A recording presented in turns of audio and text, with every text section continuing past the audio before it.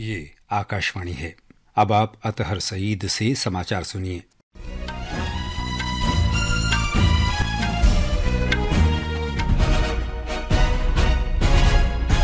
उत्तराखंड के अल्मोड़ा में आज एक बस के गहरी खाई में गिरने से 36 लोगों की मृत्यु हो गई और 15 घायल हो गए। खबरों के अनुसार ये बस गौलीखाल से रामनगर जा रही थी, जिसमें 51 यात्री सवार थे। राहत और बचाव कार्य जारी है। एसडीआरएफ, एनडीआरएफ, पुलिस और स्थानीय अधिकारियों की टीमें घटनास्थल पर बचाव कार्य में सक्रिय हैं। प्रधानमंत्री नरेंद्र मोदी और उत्तराखंड के मुख्यमंत्री पुष्कर सिंह धामी ने इस दुर्घटना पर गहरा दुख व्यक्त किया है। प्रधानमंत्री ने दुर्घटना में मारे गए प्रत्येक मृतक के परिजनों को प्रधानमंत्री राष्ट्रीय राहत कोष से 2 लाख रुपए की अनुग्रह राशि देने की घोषणा की है। घायलों को भी 50,000 रुपए दिए जाएंगे।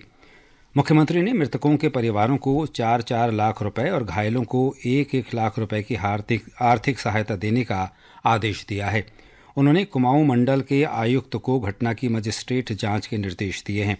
श्री धामी ने पौड़ी और अल्मोड़ा के संबंधित क्षेत्रों के एआरटीओ को निलंबित करने के निर्देश दिए हैं। झारखंड और महाराष्ट्र में विधानसभा चुनाव के लिए प्रचार जोरों पर है। भारतीय जनता पार्टी के वरिष्ठ नेता और प्रधानमंत्री नरेंद्र मोदी ने आरोप लगाया है कि हेमंत सोरेन के नेतृत्व वाली सरकार ने पिछले 5 वर्षों के दौरान झारखंड के लोगों के साथ धोखा किया है। श्री मोदी ने गढ़वा के चेतना मैदान में एक चुनावी सभा को संबोधित करते हुए कहा कि झारखंड मुक्ति मोर्चा, कांग्रेस और राष्ट्रीय जनता दल ने लोगों से झूठे वायदे किए हैं। प्रधानमंत्री ने लोगों से झारखंड में प्रगति की रफ्तार दोगुना करने के लिए भारतीय जनता पार्टी के नेतृत्व में डबल इंजन की सरकार बनाने को कहा।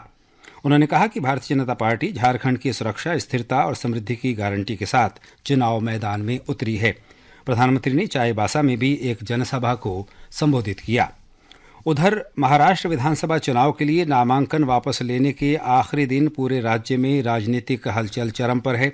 दोनों प्रमुख गठबंधन सत्तारूढ़ महायुति और विपक्षी महाविकास अघाड़ी अपने विद्रोही उम्मीदवारों को शांत करने और उन्हें अपना नामांकन वापस लेने के लिए मनाने की कोशिश कर रहे हैं।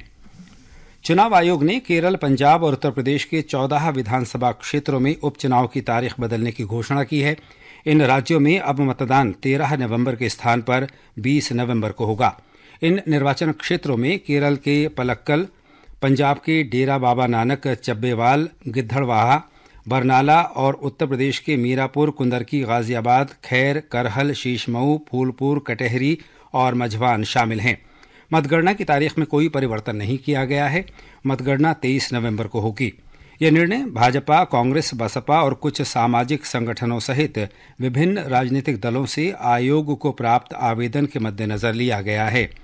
उन्होंने इस महीने की 13 तारीख को बड़े पैमाने पर सामाजिक, सांस्कृतिक और धार्मिक कार्यों में व्यस्त रहने के कारण मतदान की तारीख बदलने की मांग की थी।